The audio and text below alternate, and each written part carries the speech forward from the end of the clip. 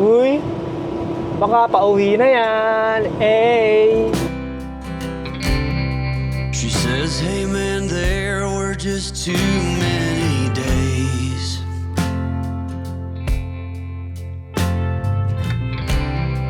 When our good intentions only got in the way.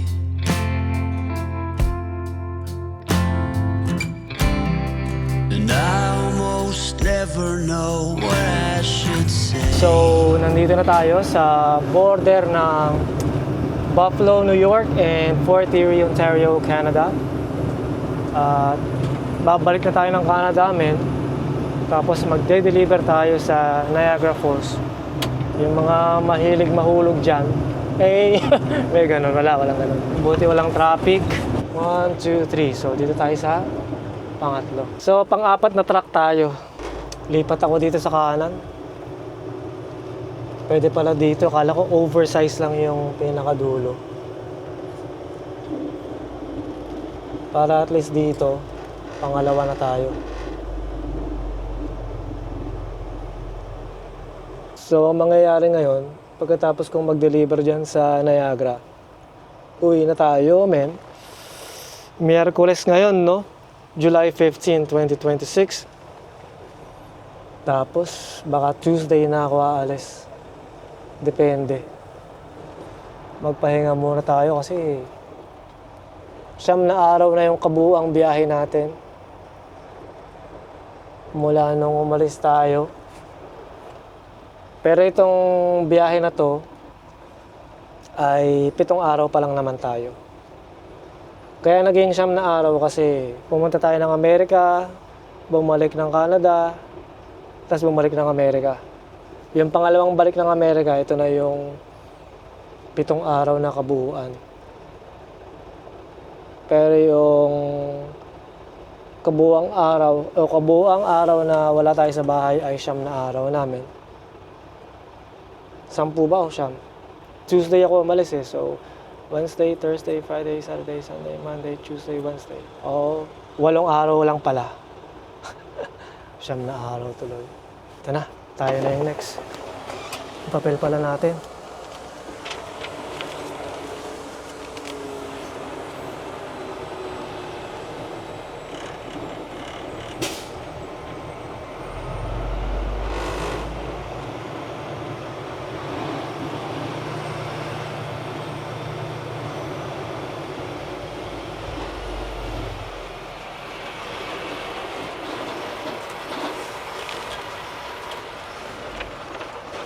Hot today, huh, officer? It is. It's gonna get real bad later. Oh, yeah. I prefer this rather than winter, though. Oh, to the winter, yeah, I'll give you that. No shoveling, no nothing. Yep. As long as you got air conditioning working in there, it's good. Yep. Thanks, officer. Have a good one. Thank you. You as well. Thanks. Init.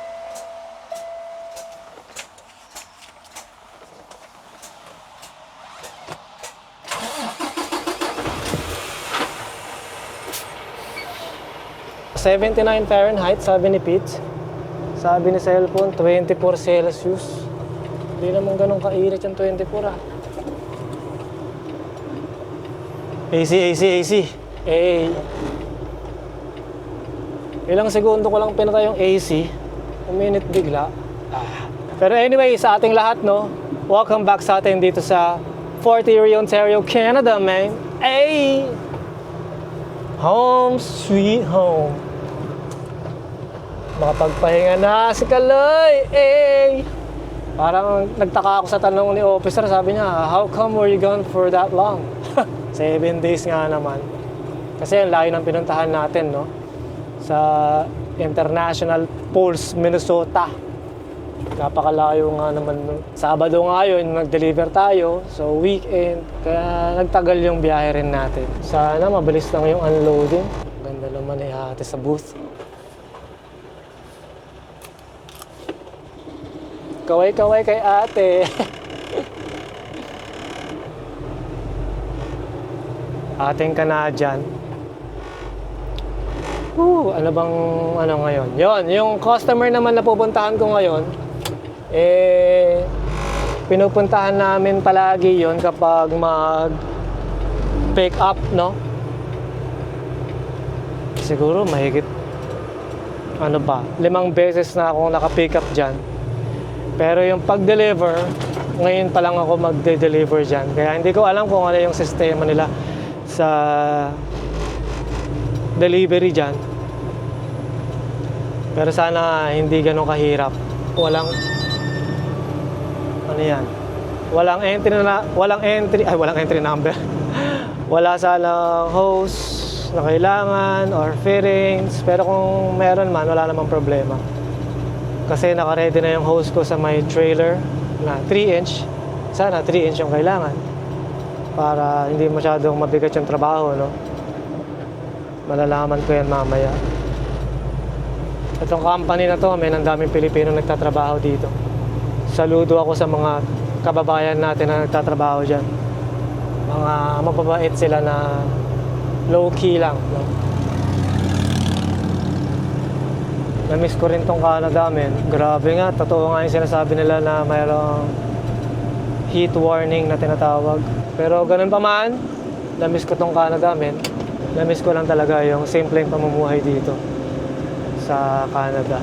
Pero kanina nung tinanong ako ng officer kung ano yung kargada ko, parang nakalimutan ko pero buti sabi ko glycerin or glycerol. Usually kasi bago ako tumawid, inaaral ko kung ano yung mga pwede nilang tanungin. Kagaya ng ilang araw, kung anong produkto. Unang-una yung produkto talaga. Buti na lang naalala ko. Tsaka kung saan ka nag-pick up, saan ka nag-deliver, minsan tinatanong yun. So, hindi ko alam, hindi ko inaaral, hindi ko inisip. Pero agad-agad nakasagot ako, parang ayos yun ah. Siguro dahil nakapagkape ako. Pero anyway, sa mga nagkakape dyan, cheers tayo, man.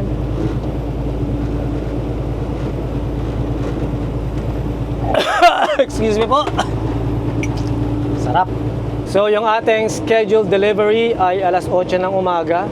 At ngayon ay 7:32. So, meron pa tayong 28 minutes bago dumating yung appointment time, no? Pero yung customer, mga less than 15 minutes na lang naman yun. Kaya, hindi tayo late ngayon, men. Saktong-sakto lang yung umalis ako kanina sa truck stop ng 5:30 ng umaga. So, saktong-sakto lang siya. Buti talaga walang congestion, walang kahit anumang aberya sa kalsada. Yung bang mga unexpected traffic, wala namang ganon, kaya suwabe lang. Pero anyway, magdadrive lang ako ng ilang minuto tapos cut ko na lang to sa customer siguro, men. Gawin natin yan. Maybe nothing nowhere ever was that okay.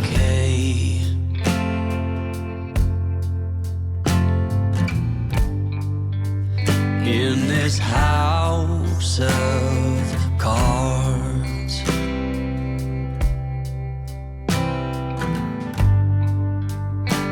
with only hearts.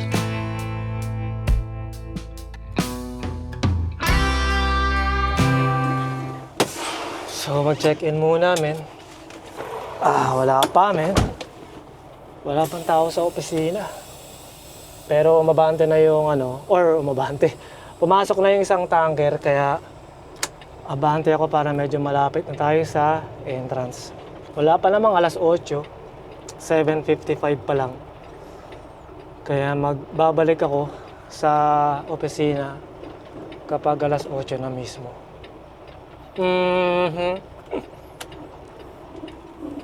Relax lang muna tayo dito.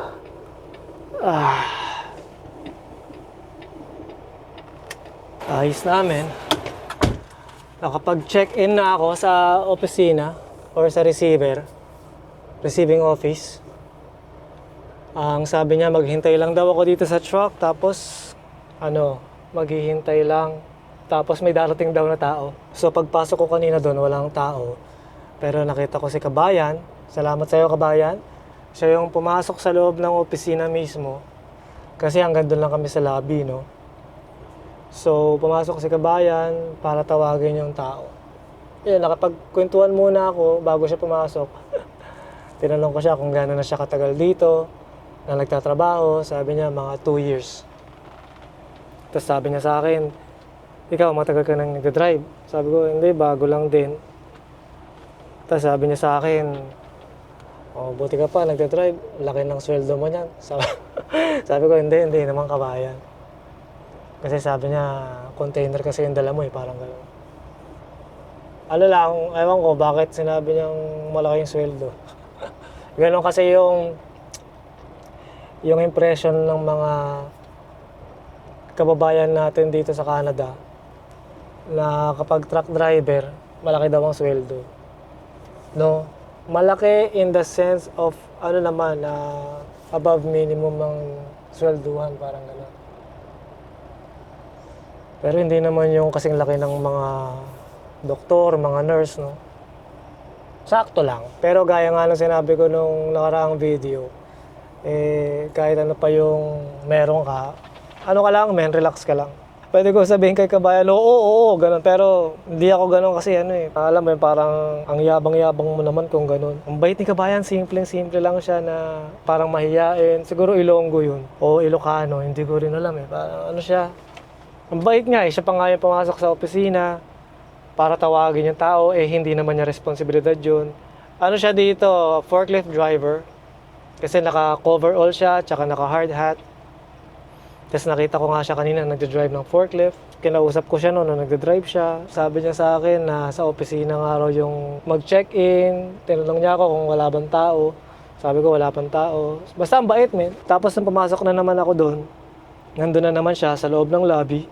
Parang may tinitingnan siya mga papeles. Kaya yun, in-assist niya ako. At siya yung pumasok sa loob ng opisina. Kwentuhan kami ng konti. Parang napakabait ni kabayan. Ganun sana lahat ng kabayan. Simplihan lang. Hindi kanya yayabangan o ano. Pero ganun pa man naghihintay nga lang ako dumating yung tao tapos magde-deliver. Hindi ko alam kung ano sistema dito talaga. Kaya relax lang muna tayo, men. Ayos namin. Nagsisimula na tayong mag-unload ngayon. At sinasali nila yung mga produkto sa mga totes. Tsaka ang sikip-sikip dito, men. Grabe, di ba? Sikip.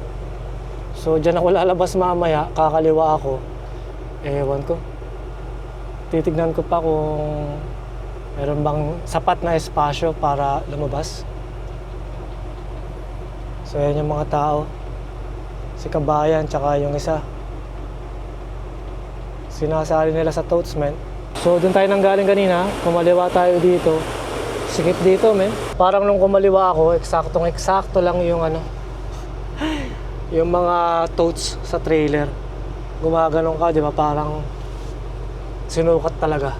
Parang sinukat. Tignan ko nga dito sa labas kung paano ako kakaliwa dito. Kung meron tayong sapat na espasyo.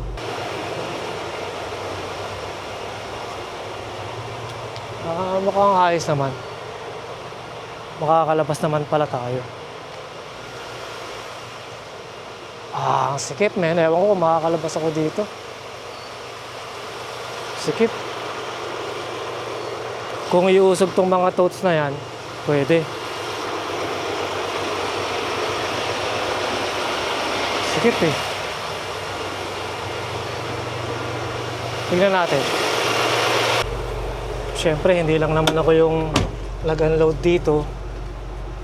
Kaya sa tingin ko, kailangan nilang iusog yung mga totes na nasa harapan natin. Na nasa harapan ko pala. Pero anyway, dito ko na muna tatapusin ang video na to.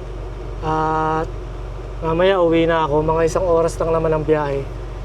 Mula dito sa Niagara hanggang Oakville. Tapos, ano ba to? Bukas Huwebes, walang pasok. Biyernes, pupunta ako ng opisina para umattend ng safety meeting. Tapos, Sabado, Linggo, sa bahay lang tayo, men. Baka Lunes or Monday. Baka Lunes or Tuesday ako aalis. Bahala namin. Pero anyway, sa inyong lahat na sumama sa akin ngayong araw ng Miyerkules, July 15, 2026. Maraming salamat sa panahon at oras mo, men. Mag-iingat ka palagi and I'll see you tomorrow or the next day or kung kailan man. Peace.